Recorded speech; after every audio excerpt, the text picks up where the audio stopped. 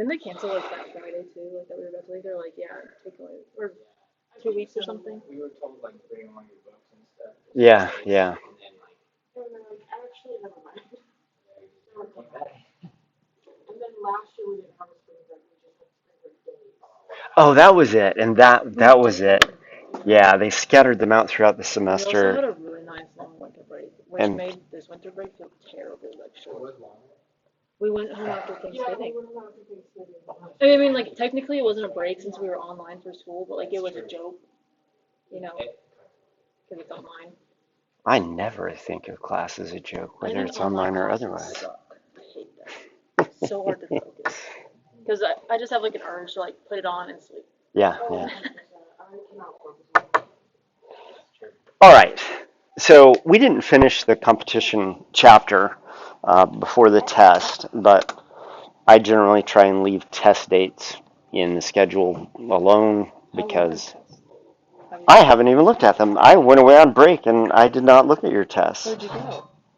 I stayed around here for the most part, but I tried to avoid. Well, I didn't avoid work. I did data analysis over the break. So anyway, we were talking about strategies versus tactics. So what the goal today is to finish up competition and then move into living in groups, which is the next chapter.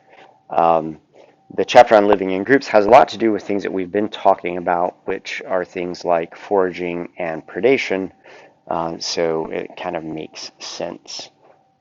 So we were talking about strategies versus tactics. Flight versus sneak would be a strategy. Flight above threshold X, sneak below threshold X. That's a conditional kind of strategy where your strategy depends upon what your state is at the moment. And we've talked about state-dependent sorts of behaviors. When you're low on energy and you need a certain amount of energy, do you decide to forage in one patch versus another patch based on what your expected rate of return is? If you're low on energy, it might make you take what we think of as more risk-prone behaviors rather than risk-averse behaviors. So a tactic, though, might be just one aspect of a more complex strategy. So if the strategy is to fight above threshold X and sneak below threshold X, then fight and sneak are tactics within this larger strategy. So when we think about this condition dependency of behavior, you have to think about animals as being flexible in sort of the strategy or tactic that they employ. And so with frogs, these are natterjack toads. This is an example from your textbook. You have a focal animal, which is larger, and because it's larger, it produces a deeper call and also a louder call. And what these toads are doing is they're hanging out in a pond, they're calling, they're trying to get females to come in and mate with them. And the thing about being in a chorus of frogs is you have to be heard over the din of everyone else calling. And so if you've ever been in a pond or a marsh or something like this during amphibian calling season, you can spend 3 or 4 hours out there collecting data or something, and then you just have this headache from just the sheer amount of noise that is going on in these choruses. And so being able to call loudly is super important. And as it turns out, you can choose one tactic or another tactic. One tactic would be to call and be loud and attract females to you. Another tactic might be to not call and hang out as what we call a satellite male. And so what you have here is you have a calling male and then a satellite male. And what the satellite male does is it hangs out near a calling male and then picks up females as they're migrating towards the calling male. And they sneak copulations in this way. And what happens is the behavior of whether you sneak copulations and act as a satellite male or not depends upon how loud your nearest neighbor is. If your nearest neighbor is loud enough, you adopt the strategy of being a satellite male. But if you are louder than your neighbor, then you adopt the strategy of being a calling male. And so if you look at any individual and their neighbor, your call intensity relative to your neighbor's call intensity determines whether or not you're going to be a satellite. If your call intensity is let's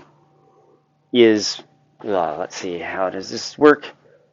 If your neighbor's call intensity is twice your call intensity, you become a satellite, and if not, you become a caller. And so if you're sitting next to a toad and it's twice as loud as you are, you adopt the strategy of being a satellite male. If you're a toad and your call is twice as loud as your neighbor's, then you adopt calling, and that other individual is probably going to adopt the satellite male strategy. And so that's what a conditional strategy is. Another example of a conditional strategy is the situation with dung beetles. In dung beetles, you have female dung beetles who come to a pile of vertebrate dung. In this study, they were using horse feces, horse patties. And what the female does is she basically creates a ball of dung, digs a tunnel, and puts that ball of dung down at the end of the tunnel with an egg in it. The larvae hatches out, feeds on the dung, and then emerges, pupates, and then emerges as an adult. And the female will hang out in her side chamber here. There are two, once again, strategies for males. You can either kind of take over the dung pile and say, this is my dung pile, and that's my female down in that tunnel. Come and take it from me. And then you fight off all competitors. But of course, that only works if you are a what type of male? It only works if you're a big male. If you're a small male, you matured at a smaller size. So keep in mind that this is an insect, and with insects, they don't grow after they reach maturity. You molt into your adult form, you pupate, and you emerge as your adult form, and that's your size at that point. And so smaller males will basically come into the dung pile, burrow in from the side, escaping the guarding male, and then copulate with the female. So in this case, you have, once again, these two strategies. One strategy is to set up a territory, guard a female, guard the dung pile, keep other males away, which works if you're a large male, but it doesn't work if you're a small male, and so you adopt this strategy of sneaking in from the side. As it turns out, the morphology of the beetle ends up being size dependent. So if you are a small beetle, you emerge from your pupal case as a small beetle, probably because your mother had a small dung pile or a low quality dung pile, which means that you got less provisions when you were a larva, which means you pupated at a smaller size, which means you emerged at a smaller size. Those individuals tend to have a morphology that is more similar to a female morphology, and so you don't have the big horns on that these beetles are typically thought to have. And so when you mature at a small size, you lack horns, you adopt this strategy of coming in, looking like a female, burrowing in from the side, mating with the female to avoid the guarding male. If, on the other hand, you got a lot of food while you were a larva, you achieved a large size, you invest part of that energy that you have available to you because you had a lot of food as you were developing as a larva into growing these horns. And then, of course, these horns are used in combat with other males. And so large males will use their horns to fight with one another for control of the dung pile. Smaller males will just sneak in from the side and get copulations that way. So there are all kinds of different sorts of strategies. In many cases, in the case with the natterjack toads and in the case with the beetles, generally the more aggressive approach is more successful. So I think about 80% of all copulations are achieved by calling males rather than satellite males, if I'm recalling the treatment in the book. And so certain strategies are more effective than other strategies, but a strategy of sneaking is better than nothing if you're, in this case, a smaller male, either a smaller male toad or a smaller male beetle. Normally, we think of these things as being kind of set. If you're a small beetle, you sneak. If you're a large beetle, you defend a territory. But there are also situations where, and we've talked about this before with game theory, where we experience what we call frequency-dependent selection. Who can remind me what frequency-dependent selection is?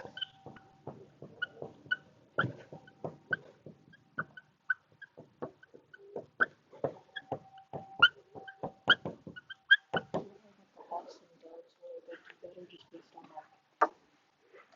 like the outcome, I guess. Well, they do better depending upon how many of the other strategy is in the population.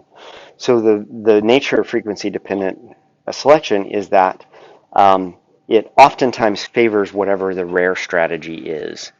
And so in the case of hawks and doves in game theory, hawks did best in a population full of doves, and doves did best in a population full of hawks. And that's what made that particular strategy invadable by the other strategy. But we can also think of this in terms of frequency-dependent selection acting over time. This is an interesting set of studies that were done back in the 1990s by a guy who just died this past year, a guy named Barry Sinervo. He was at UC Santa Barbara for a number of years. Santa Barbara? Santa Cruz. It was either Santa Barbara or Santa Cruz. I don't remember. Anyway, Barry Sinervo studied this system out in the deserts of the southwestern United States, the desert side blotch lizard. And in these populations, these are lizards that live in grasslands, but they don't live in the grassy parts of grasslands. They live in these little outcrops, these rocky outcrops that are in these grasslands. So you'll have a big grassland with these little localized outcrops, and on each of those outcrops you'll see a bunch of these side blotch lizards. And so each outcrop kind of represents its own population, so it's easy to track lizards because they tend to stay on their own outcrop and they tend to not go down into the grass and go from one outcrop to another. And one of the things that he found in these populations is that there were different morphologies.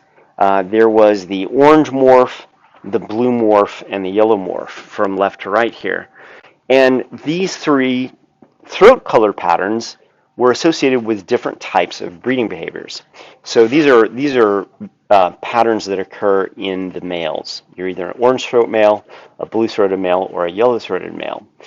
And the behaviors that were associated with these different colors is that orange-throated lizards, these guys were aggressive.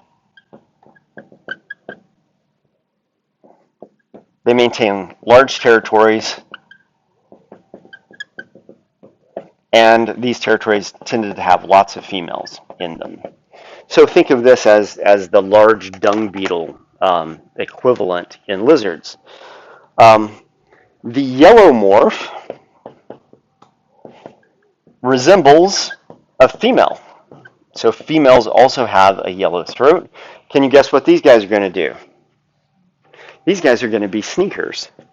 They do not hold territories. So if you don't have a territory, you don't have any females that you are controlling access to. And so you get your copulations by sneaking copulations in the territories of who? Orange males, or potentially blue males, which are less aggressive than orange.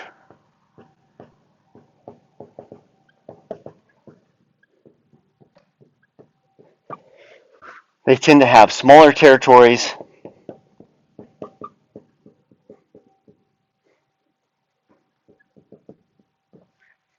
And they tend to have only a single female in each territory. So there are these three different behavioral types, behavioral strategies, and they're dependent upon what they're genetically linked to what your throat color pattern is. And as it turns out,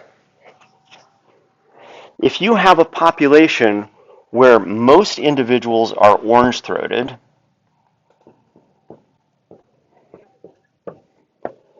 being a rare yellow individual is actually better than being an orange individual in these populations. And it's because these orange individuals are controlling territories. They have lots of females, but because they have so many females, what we refer to in animal behavior, which is cuckoldry.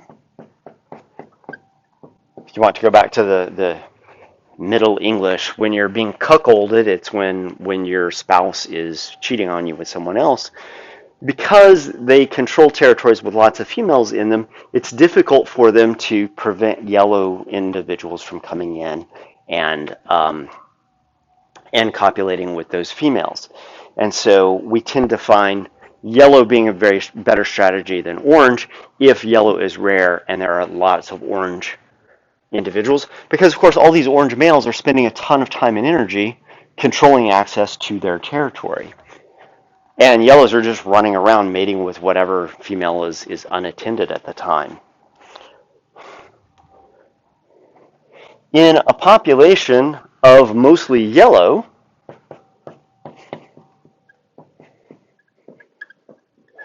it turns out that blue is better if it's rare, because you're maintaining a territory, and so you have exclusive access to a female, but because there's only one female that you have to keep track of, it really cuts down on the ability of yellow-throated males to come in and sneak copulations.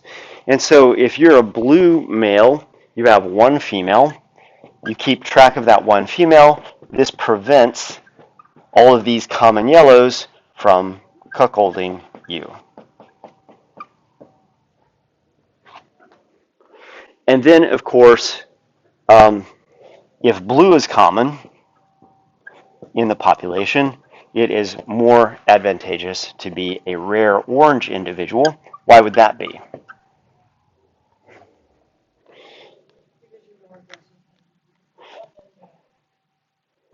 You're more aggressive. Yep, exactly. You're more aggressive than the blue, which means you have larger territories, you have more resources, you have more females.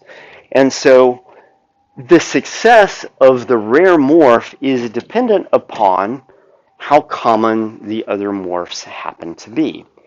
And so this has been referred to in the literature as a rock, paper, scissors game.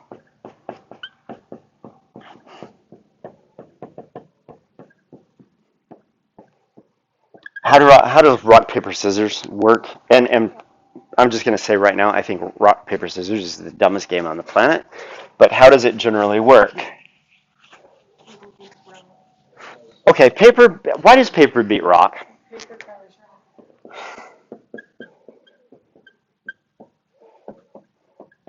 So paper beats rock. I don't understand that. The paper keeps the rock cozy. The paper suffocates the rock. The rock doesn't breathe anyway. I don't understand the paper rock part of this. Okay, what's another situation?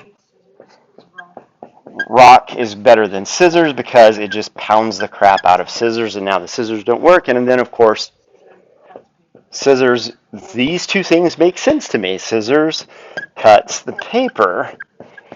So, but this is the idea that the success of one strategy depends upon what is the strategy that it is up against. Except for paper covering rock, which I don't understand. So the success of the rare morph is dependent upon which common morph it is going up against. And what you see over time, the numbers on this graph here is basically, this is a triangle diagram basically showing the ratio of of colors from 100% orange to 100% yellow to 100% blue. 100% blue to 0% blue. And so what happens is over time, in a population that is 100% yellow, yellow is common, blue is going to win the competitive interaction in this case. So when you're at 100% yellow, blue prevails. When you're at 100% orange, yellow prevails. When you're at 100% blue, orange tends to win. And the numbers on the diagram refer to the years. And the years, the dot basically represents where in this three-dimensional space is the proportion of these three color morphs. And you see in 1990, it was made up of kind of leaning towards yellow and, sorry, leaning towards blue, where orange is winning. 1991, the population shifted more towards blue, which means it's just even more advantageous towards orange, which means that from this year to the next year, blue went down in frequency and put it into this area where it's mostly orange, which is where yellow is winning. And so we have 90, 91, 92, 93, 94, 95, 96, 97, 98. These ratios of the three color patterns varies over time because as one color pattern becomes more abundant, the value of the other color pattern goes up. The fitness of the other color pattern goes up, which then drives down the color pattern that was common before. And so this frequency dependent evolution results in an oscillation where the relative frequencies of these three morphs changes from year to year, and it changes in predictable ways. As one morph rises in abundance, that creates an opening for the other morph to be better. It rises in abundance, which then opens up the possibility for the third morph to experience higher fitness. And so this is how the classic rock, paper, scissors game works. And this was a figure from the past semester, just basically talking about the ideal free distribution that we've already covered and you've been tested over. Questions about all of that?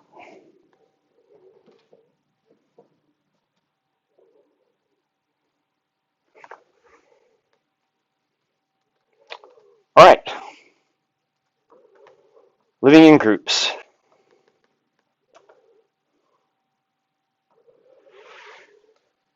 We've talked some about interactions among individuals. Clearly, if you are living a solitary life, you don't have that many interactions with other members of your same species. But seldom do we see organisms living completely isolated from other individuals of their same species.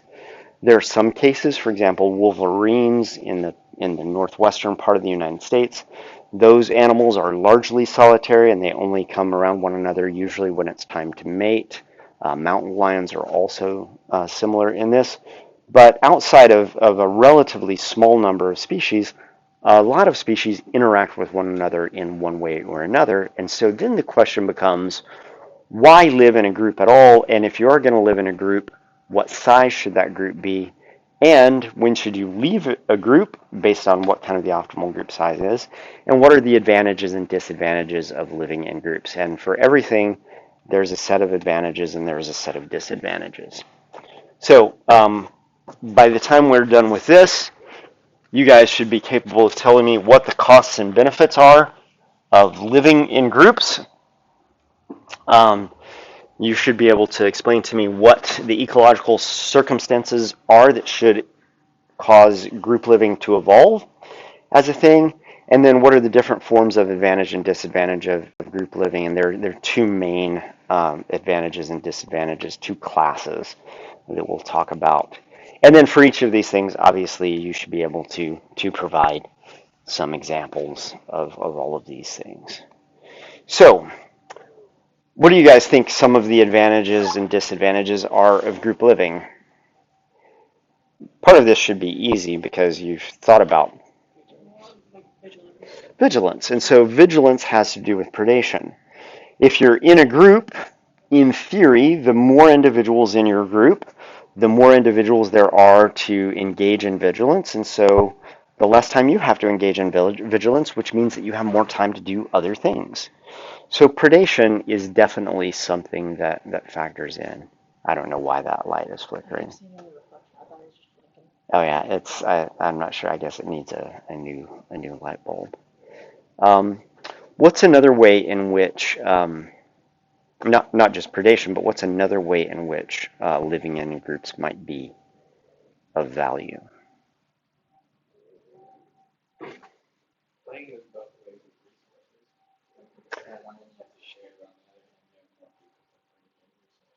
Okay, so in terms of foraging, you can have the advantages of group hunting, for example. So lions can take down much bigger prey than any individual lion is because they are capable of ganging up on it, essentially. Now, you then have to share, which then is where you get a cost of living in a group, but you're sharing something that is now much larger than something that you capture on your own. So we generally think of group living as evolving either due to the presence of predation pressure or due to the need to make resources more available. And those are kind of the two general classes that we think about. So we can go back and revisit Tinbergen's 4 questions. We can ask about what a behavior's current utility is. So if we think about living in a group as a behavior, what is the current utility? Well, the current utility might be to reduce overall levels of predation or increase the availability of resources. How did it develop? I don't think of a lot of group living as being something that changes over developmental time.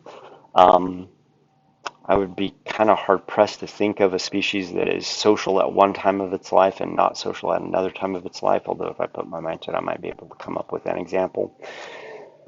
How did it evolve? Well, clearly, if it's more advantageous to live in a group because that reduces predation, then it's easy to see how that selection pressure might cause group living to evolve.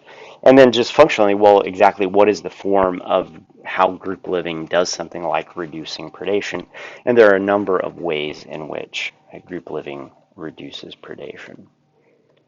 So we can apply all these, going back to the very beginning of class where we talked about these 4 questions, we can apply these 4 questions to this idea of living in groups. So, what are the advantages and what are the disadvantages of living in groups? Presumably, the advantages would outweigh the disadvantages, otherwise you wouldn't have this evolving. But then there comes a point where if the group gets big enough, the cost could outweigh the advantages, in which case you don't give up on group living, you go off and look for a smaller group to be a member of because the smaller group doesn't incur the same degree of costs as the large group. And this brings us to this idea of group selection. We talked about this earlier in the semester, at the very beginning of the semester. What do we mean by group selection? It's an idea that was put forth in the 1950s and 60s and had a pretty rough time in the 70s and 80s in terms of people kind of tearing this idea down for a lot of good reasons. I think the time of how it evolves from an individual, like an individual's like interest. How it's like selection on an individual causes like group selection. Okay, so actually that's not really what it's like. You're actually getting to the next part of what I'm thinking about. Group selection really is kind of what it means, that selection is not acting on the individual, that selection is acting on a group. So if you're living in a group, then selection should act in ways that benefit all of the members of the group. So if you are living in a group, what's one of the things that you should do in terms of resource availability? If you're living in a group, you might behave differently than if you live by yourself. How might you behave differently in a group from the standpoint of resource availability? Food, for example.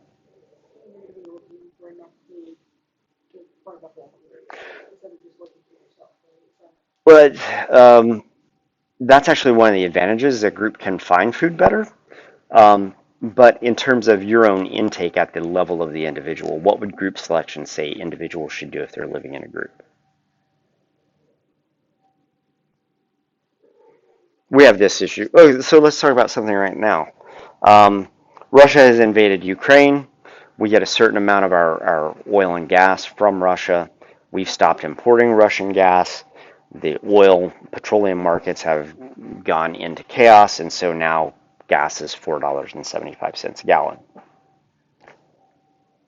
What can we as a group in America do to stick it to Russia over invading Ukraine?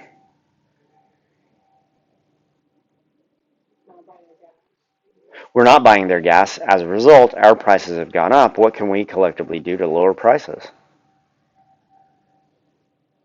You guys aren't economics majors, so I don't exactly expect you to know this, but you might be able to figure it out.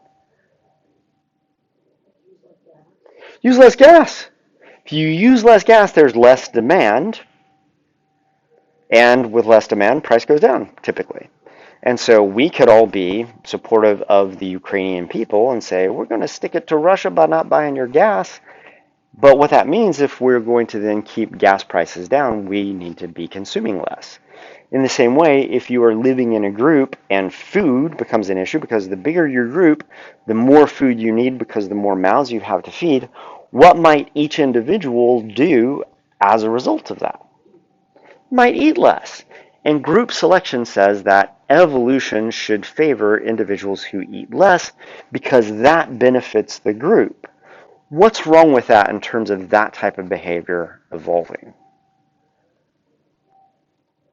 Somebody other than Elizabeth. Elizabeth's carrying the bulk of this conversation. Group selectionists say that evolution should favor reduced consumption by the individual because that benefits the group.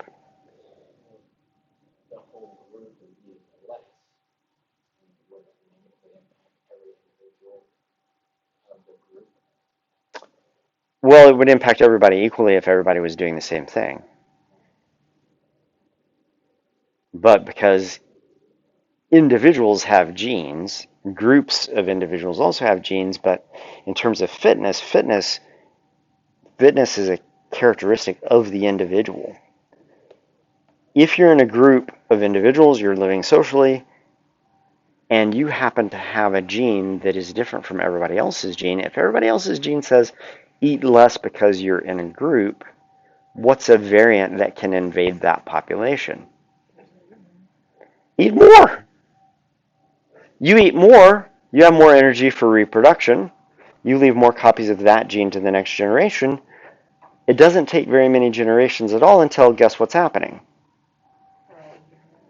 Everybody's eating more, and that destroys the utility of living in a group that is only possible if every member of the group is actually denying themselves food. So the problem with group selection is that individual selection gets in the way. If the thing that makes group selection work is that individuals, the population evolves a set of traits in individuals that benefit the group rather than benefiting the individual. Any trait, any mutant variant that comes along that benefits the individual, that trait is going to spread through the population. And so they came up, when these kinds of criticisms were levied against group selection, the people who were advocates of group selection said exactly what Elizabeth said earlier, and they argued that group behavior emerges from individual self-interest. And this is a more cognitively satisfying way of thinking about group selection. But it really isn't about group selection as much as it is about individual selection acting in ways that then facilitates group behavior. And we'll see how this happens. So group behavior emerges from individual self-interest.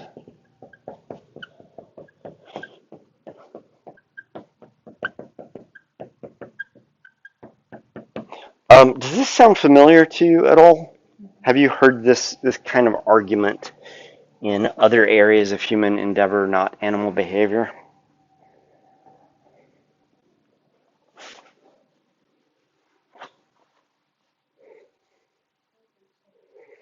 This is one of the benefits that people tout for competitive business practices, so competitive interactions in economies. this idea that if you let individuals and firms and business, etc., essentially pursue their own self-interest, what will happen over time is that the world is made better for everybody, essentially. It's a little dicey of an idea when you think about it in terms of economic theory. It's a little more palatable when you think about it in terms of animal behavior, but it also has its own set of critics.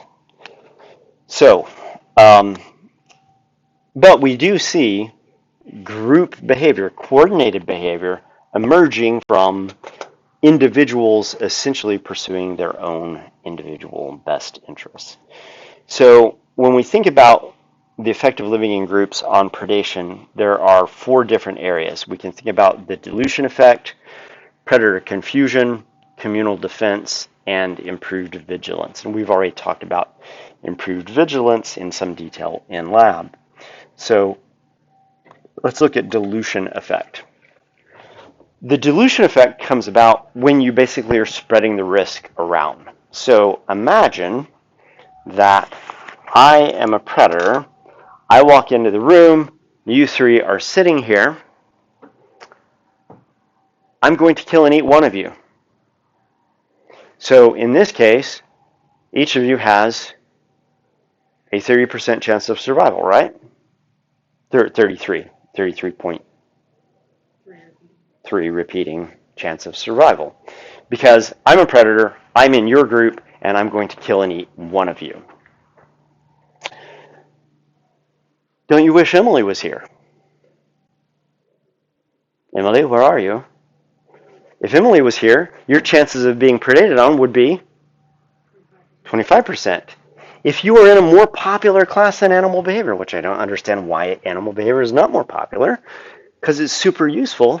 If we had 10 students in here, your probability of being predated is 10%. So this is what the dilution effect is. You're just basically taking whatever the predation risk is. In this case, one individual is going to be killed and eaten, and it basically dilutes it by having a larger and larger group of individuals. And so you're essentially spreading the risk around. If a group of n individuals suffers n times more attacks than a singleton, there is no group advantage. So if you are a group of 10 and one of you is going to get killed and eaten, that's the equivalent of if you're in a group of 100 and 10 of you get killed and eaten as a result of that. The only way living in a group is advantageous is if a group of 100 suffers only 8 individuals being killed and eaten. Okay? And so there has to be a gain in the reduction of predation as group size increases. If a group suffers fewer than n times more attacks than a singleton, then there is an advantage. And so what do we see when we actually look at organisms? This is a situation where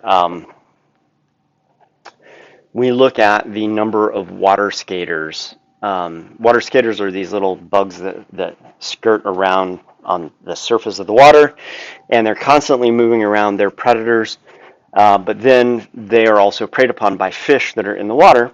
And when you look at the effect of dilution, what you find is that when you look at the number of attacks in a given amount of time, if you have only one individual by itself, it gets actually attacked quite a lot, between 10 and what looks like 80 times per 5 minutes. That's the rate at which you get attacked. But as you increase the size of the group, you see that this thing goes down, but it doesn't go down to, if you increase the number of water skaters tenfold, it doesn't decrease tenfold, it decreases by more than tenfold. And if you increase it 100-fold, it decreases by more than 100-fold. So this line is very steep, because this individual that's getting killed, 70 or getting attacked 70 to 80 times during a 5-minute period, if it is in a group of 120 individuals, it is now getting attacked way less than 1/100th of that. And so this is why you tend to see these water skaters hanging around in groups.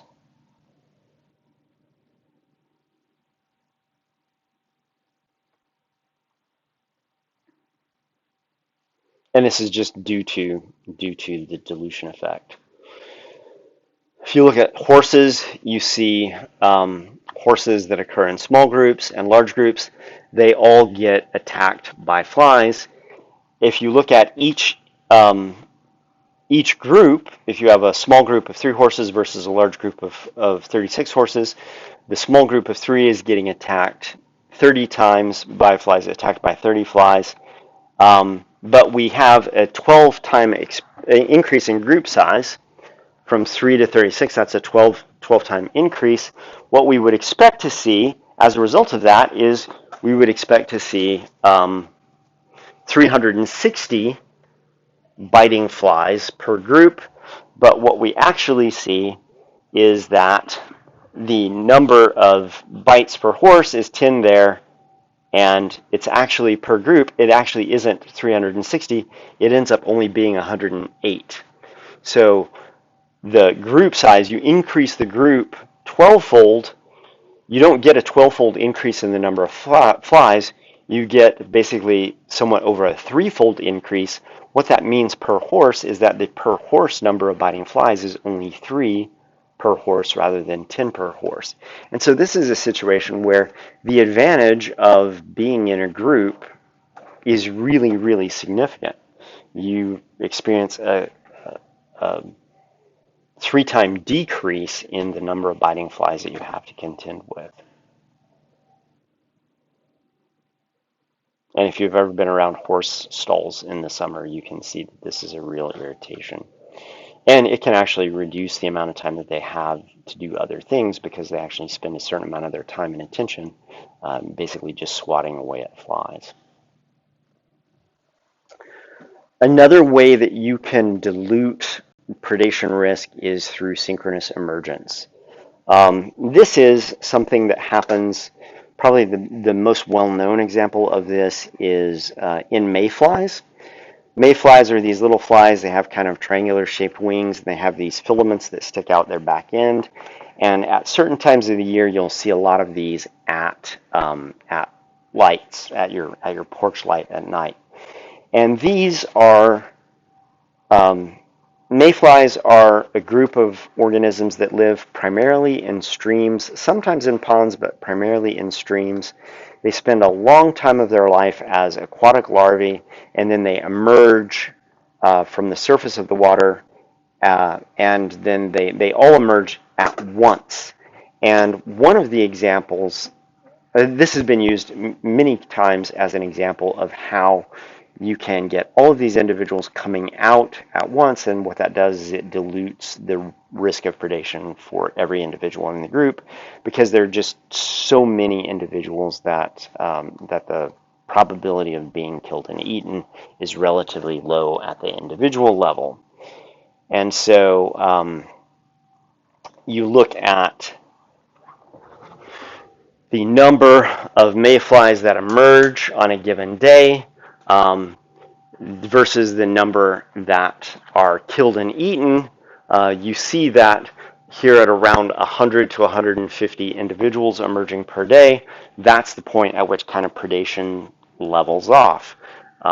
It starts out relatively high when there are relatively few numbers of individuals. It decreases as the number of individuals emerging per day increases, but it plateaus at some point. And this has been taken as evidence for swamping the predators, basically producing so many individuals that you have essentially diluted the ability of predators to take full advantage of that pulse of food. But that's not the only possible explanation for why mayflies do this. Why else might mayflies do this? What are some alternative hypotheses?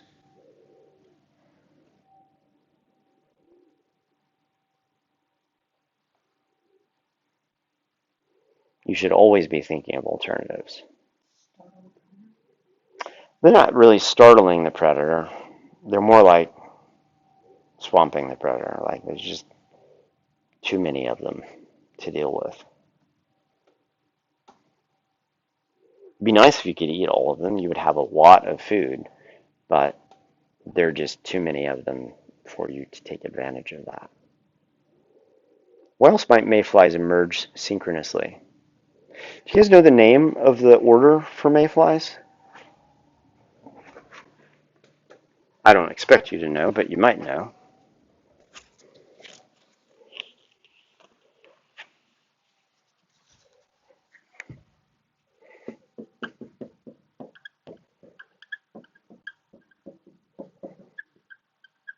They're in the order Ephemeroptera. Does that sound familiar to you? Ephemera? What is ephemera?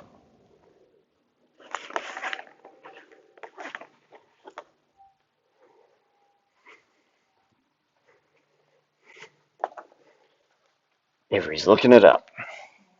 No?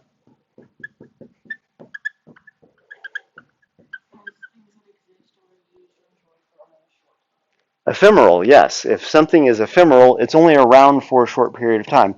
Why are mayflies in the order Ephemeroptera? Why did they name the order of these group of organisms Ephemeroptera?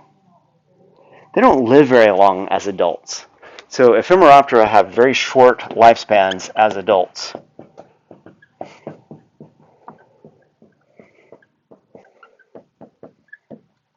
They spend most of their life as larvae in the water.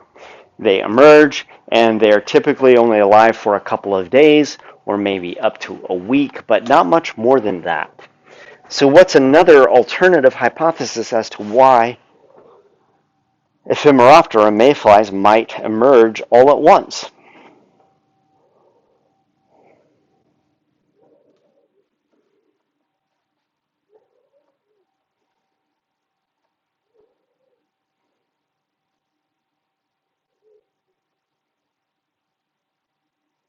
They don't have very long to live, so not like wait. So if you only live a few days and you emerge today and somebody else emerges 3 days from now, what have you not gotten to do? You haven't gotten to mate. And so in an organism with a very short lifespan as an adult, if you don't emerge altogether with all of the other members of your cohort, then you miss the opportunity to mate. And so while synchronous emergence has been used as an example of kind of diluting the effect of predation by kind of swamping the ability of predators to take advantage of that emergence, that's not the only reason why mayflies may be doing this. It may actually have to do with the fact that they have short lifespans, and as a result, synchronous emergence increases their chance of successfully mating. This past summer, did you guys hear about the cicada emergences in the east? One of the broods of cicadas emerged, the 17-year cicadas. These are cicadas that live in the ground. They feed on the roots of trees for 17 years, and every 17 years they emerge. In a relatively short period of time, they kind of blanket the earth with their bodies and they mate. They do live that long. There's a 13-year cicada and a 17-year cicada. That represents how long they're in the nymphal stage down in the ground feeding on plants. Well, they also emerge over a relatively short period of time, and it's very possible that the reason that they emerge is primarily due to maximizing the chance of mating. Now, certainly, they do probably also swamp predators. There have been a number of studies that have been published over the last decade and a half looking at the behavior of predators that respond to these periodic increases in prey availability. But certainly, predator swamping is not the only possible reason for this behavior. So, animals herd. One form of group living is living in a herd, and this has come to be known as herds forming through this idea that Hamilton had, which is that group behavior emerges um, from individual self-interest. So here you have a bunch of frogs, and if you have a bunch of frogs and a predator is going to attack a group of frogs from the outside, where do you want to be? You want to be on the inside, don't you? And so if you're over here on the periphery and there's a space, better to put yourself in the middle between these two frogs, because if you're between these two frogs, who's going to get killed and eaten first? One of those two frogs, and you'll be safe.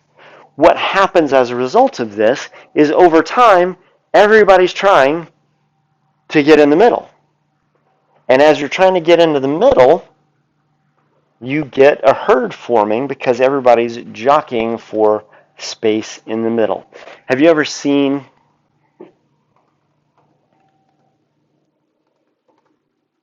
this is one of the most elegant examples of it. Have you ever seen a flock of birds like this? There's a classic example of this in you guys seen the movie, the modern version of the Secret Life of Walter Mitty with Ben Stiller? Oh man, you guys don't watch movies. Well, there's this one scene, and there's a group of birds flying around, and they're flying around in this undulatory pattern, and this undulatory pattern ends up coalescing in the face of his love interest in the movie. So it's totally CGI, but before it coalesces into the face of Kristen Wiig, the birds are flying around in this undulation, and you've seen this happening out in nature, right? As you're driving down a highway, a bunch of birds get scared up out of a tree, and they go through this series of undulations, and you think to yourself, perhaps, wow, that's so beautiful, that's so graceful. But what that really is that undulatory pattern is these individuals out here on the periphery are trying to do what? They're trying to get into the middle, which then leaves other individuals on the outside who try to get in the middle. As these individuals try to get in the middle, what happens to those individuals who are in the middle? They get pushed out to the periphery, and then once they're out on the periphery, what are they trying to do? They're trying to get back into the middle. Same thing happens with schools of fishes. You see schools of fishes. I was snorkeling in the St. John one time when I lived in Puerto Rico, and there was a group of fishes.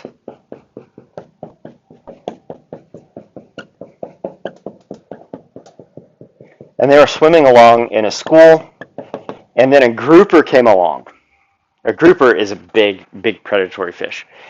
Big fat grouper comes along.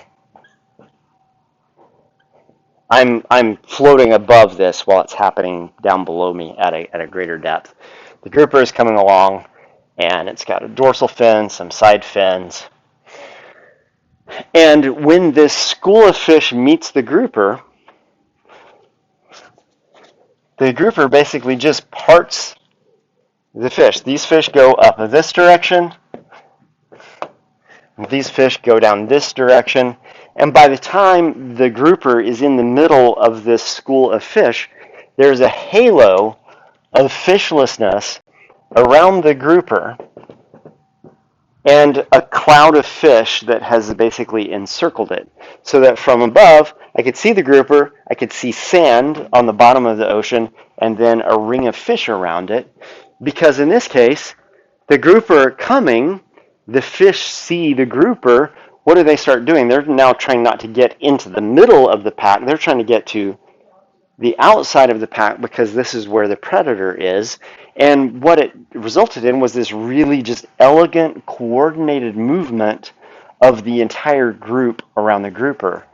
And it's this coordinated movement that Hamilton talks about when he talks about group behavior emerging from individual self-interest.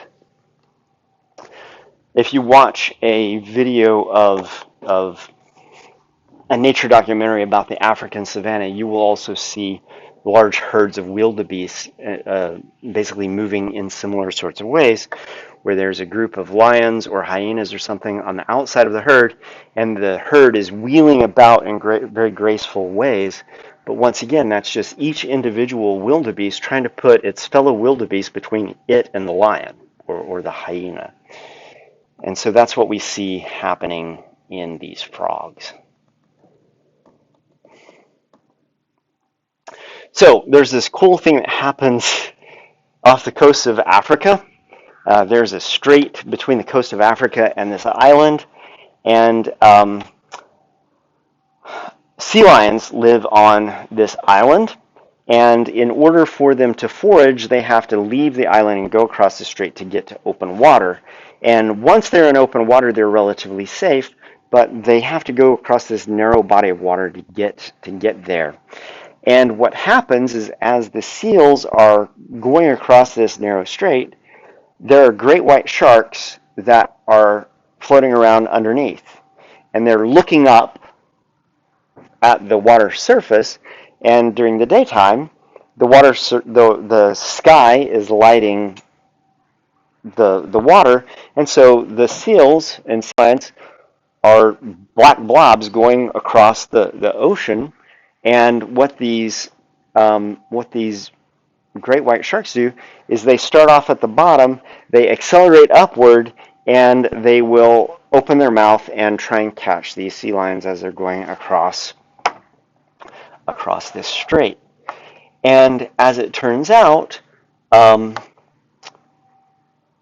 the more, if you go across in a group, your chances of surviving are better. And so there is this idea, the domain of danger, which is basically how far away you are from another individual, essentially. And so they did this really cleverly in that they used some dummies and basically had them different distances apart from one another. And as the domain of danger increases, the risk of predation increases. So kind of the further away you are from your fellow sea lions, the more likely it is that you are going to be picked off by one of these sharks. So because it's approaching the end of the hour, let's watch some video. So here's a shark jumping up out of the water, and you can see right there in its mouth is a seal attempting to avoid predation.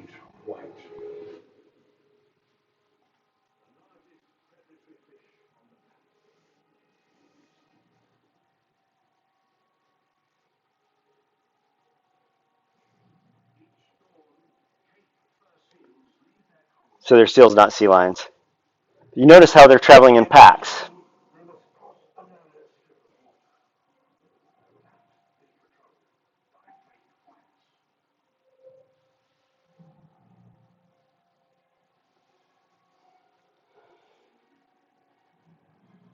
Closer packed you are together, the harder it is for a shark to single you out. So you want to keep other seals close to you because that reduces the probability of you being preyed upon. That one escaped temporarily.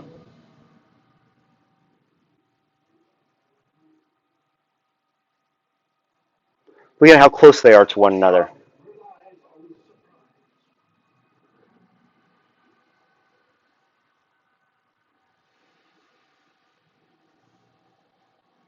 They actually run boat tours out to watch this when this happens.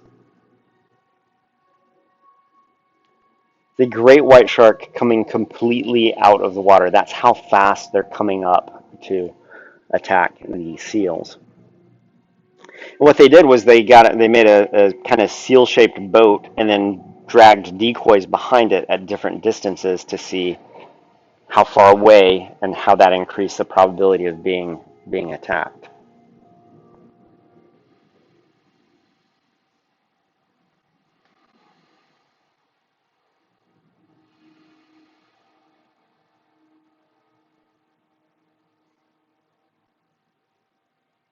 The tail just came out of the water. He is completely out of the water.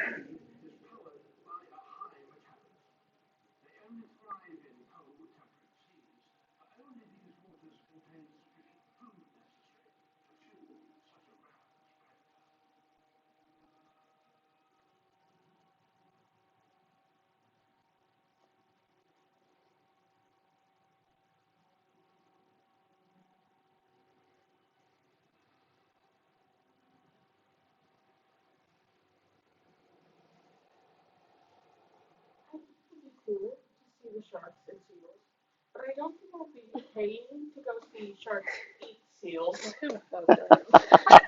So, I don't know if that's how I would be spending my money. I'd rather watch like whales breach or something. Yeah. That sounds a lot prettier. Yeah, that sounds nice. Yeah. So they had controlled group sizes, but then the difference between the group sizes was essentially how far spaced out the seals were. And as it turns out, the probability of being attacked goes up the further out you are. And so once again, this idea that what you should be is you should be towards the inside of your group. This is what leads to this herding behavior, or in this case, this grouping behavior of these individuals as they're going out to feed.